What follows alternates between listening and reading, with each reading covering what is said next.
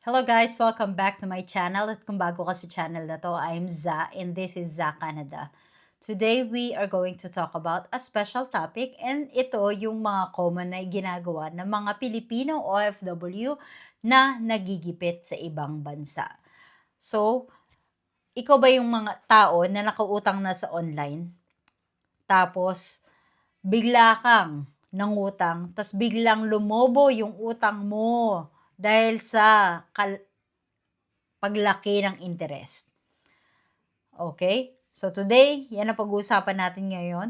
Yung pautang na mukhang legit pero scam pala. At bakit maraming Pilipino, lalo na ang OFW, ang nabibiktima rito. So panoorin hanggang dulo.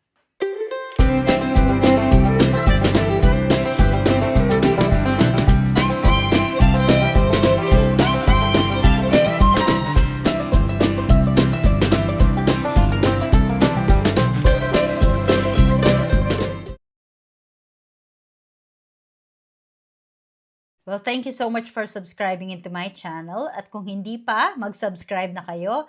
And in my channel, we talk about immigration, Canada, or different life of Filipinos or OFWs here in Canada and work updates.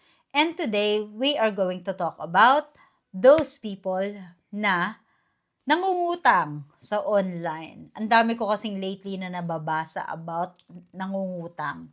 Bakit?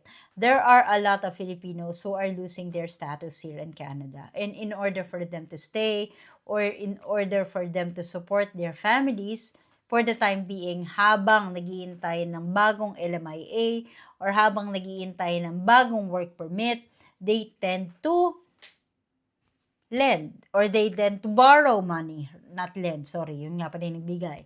They tend to borrow money from other people. And sometimes, kapag wala nang mautangan, then they go to Facebook or sometimes those online platforms. And alam naman natin that when we go to Facebook or social media, we get different ads na nagsasabi na instant loan approve, no requirements, at kahit walang trabaho pwede. O 'di ba? Nakaka-tempt kasi tayo mga OFW meron namang tayong trabaho, 'di ba? Pero minsan kapag gipit tayo, wala na talaga tayong minsan nakaka-tempt na mangutang dito sa mga platforms na kagaya nito. And ayon sa SEC natin sa Pilipinas, may mga online lending platforms na hindi syempre rehistrado, gumagamit ng fake SEC logos at nag-a-advertise sa Facebook. So wala silang proteksyon, walang accountability at ikaw ang kawawa. So normally, ganito ang ginagawa nila. Syempre mag-a-apply ka. Magke-create ka ng account, or magda-download ka syempre ng application and then you create an account. Makakakuha ka ng maliit na amount. Tapos, sa liit ng amount na yan, hindi mo napansin na biglaan palang tataas yung interest. At kapag hindi ka nagbayad, may harassment na mangyayari.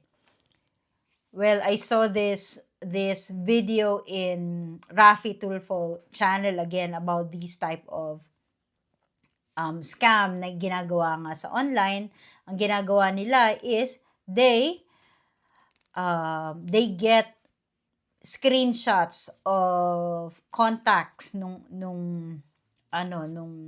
tawag diyan, nung umuutang.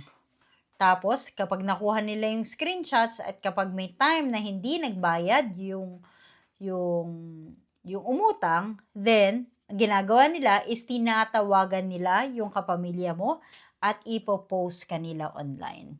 And yes, nangyayari talaga to. And there was this raid that happened a few months ago na nakita ko in live television na may script talaga silang ginagawa. And there was this time also na sumobra na yung pang-harassment na tipong nagpadala pa ng parang karo ng yung alam mo yung bulaklak ng patay, yung pabilog, at isinend dun sa pamilya nung umutang para lang magbayad. So these are some of the harassments that they do. So kung may nakita kang ganito, so make sure na hindi mo sila papansinin. Kahit anong gipit mo pa. Kasi these are clickbait. Minsan sinasabi nila na instant approval, no documents, nanghihingi minsan ng advance fee. Kunyari, 100, 200. For example, 1,000 yung 1,000 yung hiniram mo. 800 lang yung ibibigay sa'yo, parang ganyan. Sa Facebook lang kausap, walang official website and super baba ng interest. Minsan, too good to be true. And as I've mentioned before, may mga harassment nga na nangyayari. And it happened to my friend na nangutang siya, so biglang 5 times yung utang, tinawagan yung buong pamilya, and napahiya sila sa social media. Okay, so kung may ganyan kayong experience, comment below. And siguro, mapagtutulungan din natin na maipasara itong mga harassment na ganito kasi hindi sila tama. Hindi masamang mangutang, pero masama rin pag hindi tayo nagbabayad, di ba? Kasi nga, you are being given, especially sa mga kaibigan or sa mga kapamilya natin, kapag hindi nagbabayad, kasi pinaghirapan din nila yung pera na yan. Okay? So, before umutang, i-check mo kung SEC registered, huwag magpadala sa pressure, protect your personal data, at kung too good to be true, scam yan. Okay? Hindi lahat ng mabilis na pera ay safe. Okay? So that should be it for now. That's it about pangungutang, and we need to watch out for these type of scam, especially for sa mga OFW na nangungutang para sa kani-kanilang pamilya at para makapagpadala lang ng sapat na halaga para sa edukasyon or para sa pagkain ng buong pamilya na nasa Pilipinas. So, wag natin kakagatin yung mga ganyang scam sa online. Okay? So, if you like this video, don't forget to like and subscribe at i-share nyo to dun sa mga taong baka may magbalak mangutang dyan.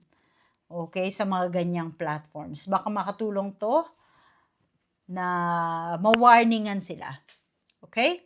So, thank you for watching. Until next time. At laging tatandaan, hindi kailangan maraming pera. Basta may peace of mind. Bye-bye.